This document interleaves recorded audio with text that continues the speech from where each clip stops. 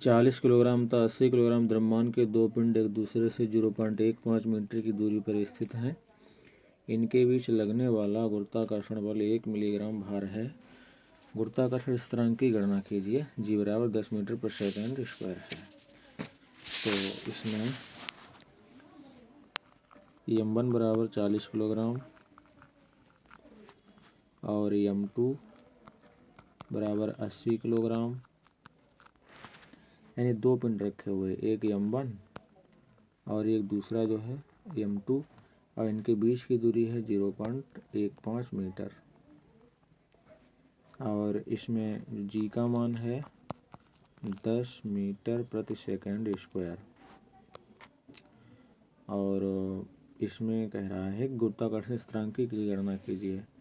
जी बराबर निकलवा रहा है। तो इसमें हम सूत्र गुरुत्वाकर्षण बल का प्रयोग करेंगे। सूत्र होता है, अच्छा हाँ, F बराबर जो है दिया गया है। इसमें F बराबर कितना दिया गया है? F बराबर दिया गया है 1 मिलीग्राम भार। तो 1 मिलीग्राम भार जब दिया गया है तो 1 मिलीग्राम भार, अब इसको 1 मिलीग्राम को हम किलोग्राम में बदलेंगे तो 1 गुणे 10 की घात -6 हो जाएगा। और जब भार को न्यूटन में बदलेंगे तो 10 से गुणा करेंगे तो ये हमारा हो जाएगा न्यूटन। अब 10 की घात -6 की जब हम 10 से गुणा करेंगे तो 10 की घात -5 रह जाएगा। 10 की घात -5 न्यूटन। अब हम सूत्र लगाएंगे F बराबर G m1 m2 बटे r स्क्वायर, जहाँ F बराबर जो है वो 10 की घात -5 है। G का मान निकालना है और गुणे में m1 का मान है 40 और m2 का मान है 80 और बटे में r स्क्वायर यानी 0.15 का स्क्वायर है। तो इधर 10 की घात -5 बराबर G गुणे 40 और 80 की गुणा करेंगे तो हो जाएगा 3200। और नीचे जो था 0.15 का वर्ग था तो 0.15 का वर्ग हो जाएगा 15 का वर्ग होता है 225। और दो संख्याओं के बाद पॉइंट लगा हुआ है तो वर्ग होने पर 4 संख्याओं के बाद पॉइंट लगेगा।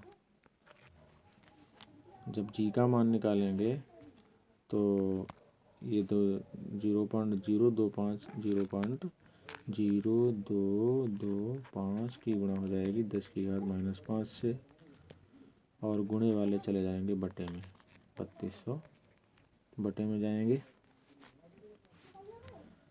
तो यहाँ पर यदि हम 225 यहाँ पर ले लेते हैं तो दशमलव लगा हुआ है 1 2 3 4 के बाद, तो यहाँ पर 4 घातें बढ़ जाएंगी तो हो जाएगा 10 की घात -9 और बटे 3200।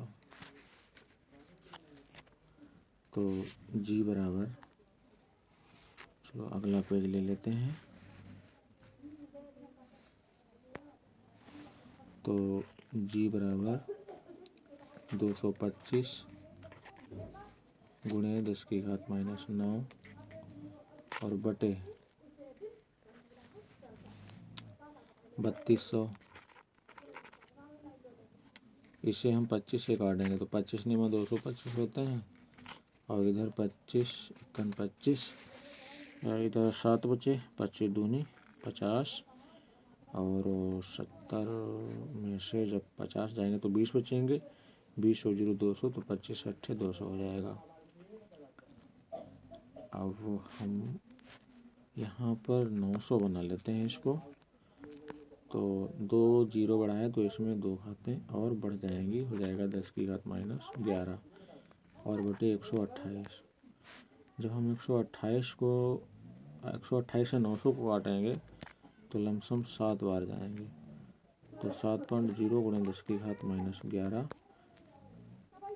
यह है इसका मान आ जाएगा। और बात करें जी के मात्रक की तो हमें पता है जी बराबर जो होता है एफ बटे EM1 EM2 और गुणे R², ये होता है। क्योंकि F बराबर होता है GM1 M2 बटे R², तो यहाँ पर इसका मात्रक होता है न्यूटन, इसका मात्रक होता है मीटर स्क्वायर और इसका मात्रक होता है किलोग्राम स्क्वायर। तो newton metre square kilogram square इसका मात्रक हो जाएगा। ओके, आया बच्चों समझ में?